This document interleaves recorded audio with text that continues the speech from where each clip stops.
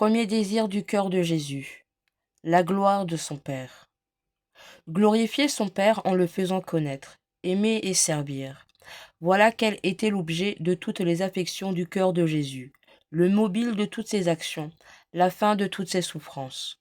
Non seulement en entrant dans le monde, mais à chacun des mystères qu'il accomplissait, à chaque pas qu'il faisait dans sa carrière, il redisait continuellement: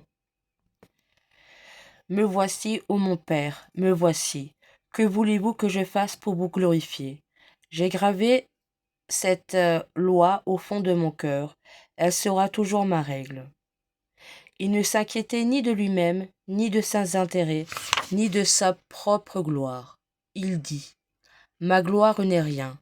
Je ne me préoccupe que de la gloire de mon Père.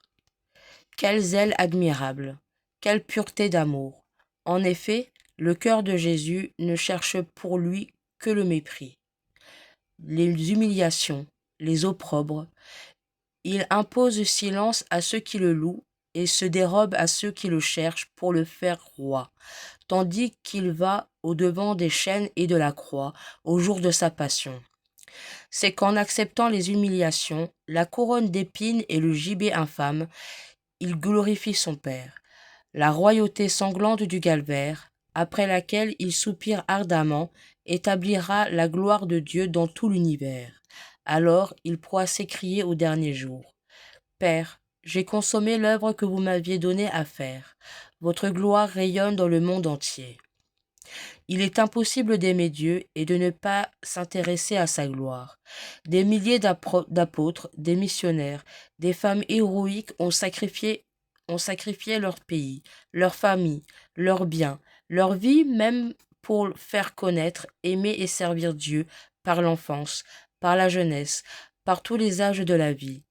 C'est que ces grandes âmes savaient aimer, c'est qu'elles savaient tous les jours, avec un cœur saintement jaloux de l'honneur et de la gloire de Dieu. Ô Père qui êtes aux cieux, puisse votre nom être sanctifié, exalté et béni. Puisse votre règne s'établir dans tous les cœurs et dominer toutes les affections. Puisse votre volonté être partout respectée, être partout aimée sur la terre, comme elle l'est dans le ciel. Examinons si ces sentiments sont les nôtres, si nous n'avons pas préféré à la plus grande gloire de Dieu notre repos, nos intérêts. Si nous ressentons jusqu'au fond de l'âme les maux de l'Église et de la religion, de manière à pouvoir dire, comme le psalmiste: Les outrages qu'on vous fait, ô mon Dieu, sont tombés sur moi. Nous retiendrons pour bouquet spirituel ce que les actes des apôtres disent de saint Paul. Il sentait bouillonner son cœur en voyant la ville d'Athènes livrée à l'idolâtrie. Prions. Faites, Seigneur, que votre gloire soit aussi le but de toutes nos pensées, de toutes nos paroles, de toutes nos œuvres, et que nous prenions pour devise ce mot sublime: tout pour la plus grande gloire de Dieu. Jésus, cœur brûlant d'amour, allumez en nous ce zèle divin, afin qu'il nous consume comme des victimes et des holocaustes entièrement livrés aux flammes de la charité.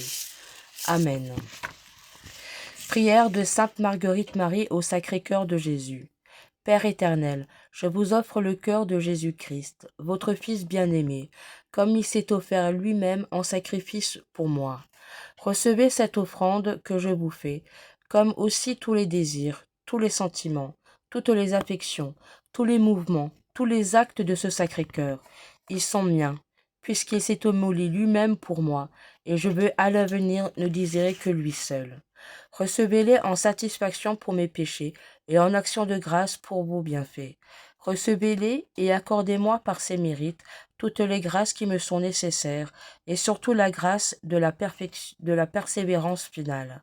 Recevez-les comme autant d'actes d'amour, d'adoration, de louange que j'offre à votre divine majesté, puisque c'est par le cœur de Jésus que vous pouvez être dignement honoré et glorifié.